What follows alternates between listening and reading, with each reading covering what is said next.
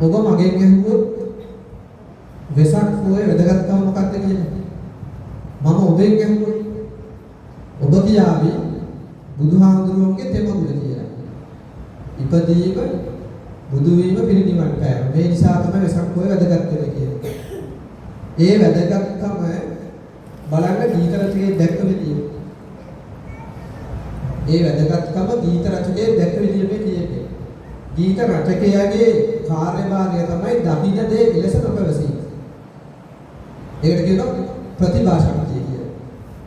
දැන් මම මේ ගීතයේ මුල් කොටසේ අමාදහරදිය ගලා ගලා තුරු ලතා තුලින් මල් පියලිසලා ජයමලින් ලොවට සිහනද පතුරා ලෝසත අතරින් ජනිත බුදුන් වහන්සේගේ නැත්නම් සිදුහත් කුමරුගේ උත්පත්තිය සිදුවුණු ආකාරයේ කියපු විදිය බලන්න. උන්වහන්සේ උපදිනකොට පරිසරය තමයි ගොඩක්ම සතුටු. ඔබ අහලා ඇති බුදුහාමුදුරුවෝගේ චරිතය වටා පරිසරයත් එක්ක තියෙනවා. මොකද උන්වහන්සේ ඒ ඉපදීම සිදු වෙනකොට මුළු පරිසරයම ආනන්දානන්දයට පත් වුණා. ඒ උදාන වාක්‍යයත් එක්කම. එතකොට දැන් ඒ රචකය මේක තමයි කියන්නේ තුරු ලතා තුලින් මල් පියලිසලා ජය මණ්ඩි මුලවට සිහනදපත. ඒක සිංහනාදයක්. අර අපට උදාන වාක්‍ය මතක් වෙනවා. ජය මණ්ඩි මුලවට සිහනදපතුලා කියනකොට ලෝසත අතරින් ජනිත වෙනවා. ඒ අර ගීතයේ අදහස් කරේ එතන උන්වහන්සේගේ උප්පත්තිය. ඊට පස්සේ මොකද වෙන්නේ කියලා බලන්න.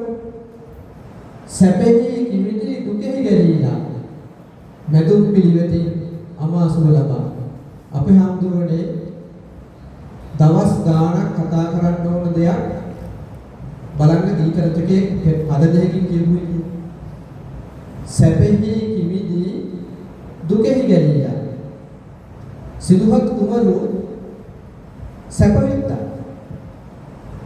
සිදුහත් කුමරු කාමභෝගී ජීවිතයක් ගත කරා. ඒක මහගමසේකරයන් සඳහන් කරනවා එතුමා රචනා කරන පද්‍ය පන්තියක උන්වහන්සේ ඒ විඳ සැපගෙන මෙන්න මෙහෙම. හිමත් වසන්ත කාලට සැප සම්පත් පිරි විමාන ගැයුම් ගඳ විලවුන් කසී පලස් සුවඳ බොජු වරහඟනන් පිරුණු මෙතොර. මේ ගීත රචකයා මෙතන අදහස් කළේ ඒ සැප වින්දා. හැබැයි විඳිනකොට උන්වහන්සේට තේරුම් ගත්තා මේක නෙවෙයි ජීවිතය කියලා. ඊට පස්සේ මොකද උනේ? සැපෙහි කිවිදි දුකෙහි ගැලීලා. ඊට පස්සේ ගිහිගෙන් නිකුණාට පස්සේ වසර 6ක් දුෂ්කර ක්‍රියා කරා. ওই දුෂ්කර ක්‍රියා කරපු කාලේ උන්වහන්සේට වේදනාව. ওই මහගමසේකර අරකත්පත් වීම. මෙන්න මෙහෙම කියනවා. නහරවැල් ඉලිප්පි කටු ගැසුණු කොතු සිරුර වරින් වර හාමතින් ඇදහැලේ කාන්තව පද හතරකින් උන්වහන්සේගේ විඳ දුක ගැන කියනවා. ඊට පස්සේ උන්වහන්සේ තේරුම් ගත්තා මේ දෙකම නෙවෙයි බුදුමකට කාරණාව. මොකද්ද කාරණාව? මැදුම් පිළිවෙත. මැදුම් පිළිවෙත වෙන්න තමයි උන්වහන්සේ ලෞතර බුද්ධත්වයට ලබන්නේ.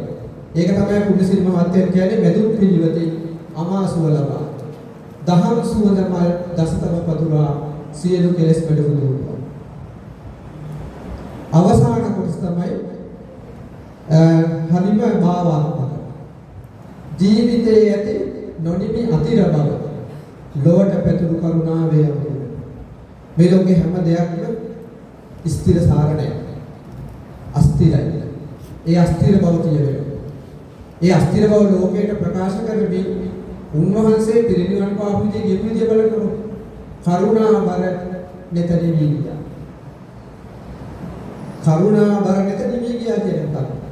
උන්වහන්සේ පිරිනිවන් පෑවා. මේ බෞද්ධ පොත්වල මහා පිටු ගානකින් තියෙන දෙයක් ගීත රචකයෙක් බලන්න කෙටියෙන් කියපු විදිය. ඉතින් මේ බුදු ගුණ ගීතේ වගේ අර්ථය තමයි තියෙන්නේ.